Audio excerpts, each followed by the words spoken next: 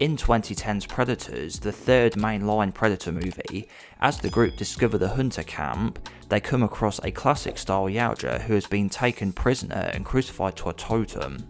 He is known both as the Crucified Predator or the Classic Predator. As the protagonists are attacked by the super predators, they all flee, leaving the Crucified Predator behind. But as they meet another human who's been surviving for years and claims to have killed at least 2 predators himself, they are told by him that they have a ship close to the camp, and Royce comes up with a plan to steal it and free the Crucified Yautja so he can fly them all back to Earth. Royce cuts him down and the Yautja understands what he wants, but the super predator shows up again. Classic sets the ship to take off, allowing Royce to escape, while Classic fights off the super predator. Unfortunately, however, the super predator defeats the Crucified Predator and sets the ship to self-destruct. Luckily though, in the end, Royce didn't board the ship and instead went back for the others, defeating the super predator in the end, but remained stranded along with Isabel, the only other survivor of the group. The Crucified Predator was designed to resemble the Predator from the first film, known to fans as the Jungle Hunter, to pay homage to the original, and the two look very similar. If you haven't watched it yet, I have a previous video going into the backstory of the Crucified Predator and how he was captured by the super predators in the motion comic. You can find it now in the card on screen, or if you watch this one all the way to the end, I have it there as well. So now I've brought you all up to speed on who the Crucified Predator was, let's try to imagine what would have happened if Royce's plan went as expected and the Classic Predator wasn't killed.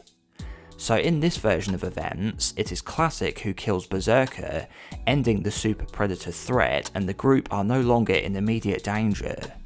At this point in the film, the only humans left are Royce and Isabel, as well as Edwin, the character who was a doctor back on Earth but also secretly a psychotic mass murderer. So what would happen with him? Would he try and attack Isabel and Royce, or even the Predator to prevent them from escaping? Or may he even try to sabotage the ship? He did say he wanted to stay at the planet.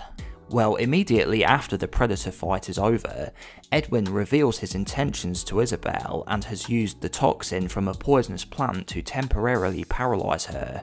So by this point, she would still know what he was planning to do. It is Royce who also figures out what he's up to and uses his own weapon against him. This part would remain unchanged, as the outcome of the fight doesn't affect Royce turning back and finding out Edwin was going to attack them both, so Edwin would be killed by Royce in the same way, leaving Royce, Isabel and the Classic Predator as the survivors.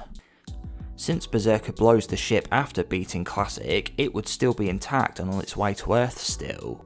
As Classic was able to pilot it remotely, it's likely he would be able to call it back and have it return to the planet. There it would pick them up and they would all be on the ship heading for Earth, where it would drop off the 2 humans. I think the Predator would make good on the deal with Royce, as he was an honourable Predator, so I feel he'd hold up his end of the bargain.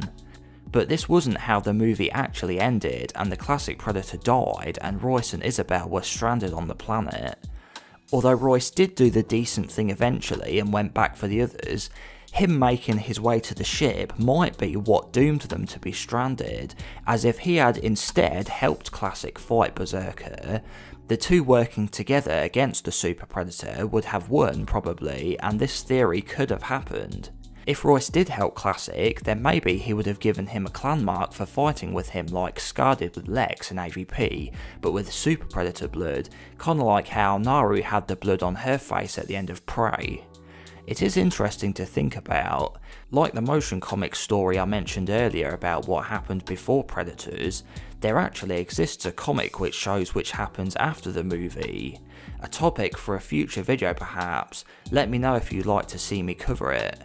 As always, remember to give the video a like for the time and effort I put into making it, and I also want to say thanks to everyone who watches, likes the videos, became a member and has subscribed, as we have just passed another 1,000 subscribers and I couldn't be happier with how the channel has grown recently thanks to all of your support. Take care and I'll see you all next time.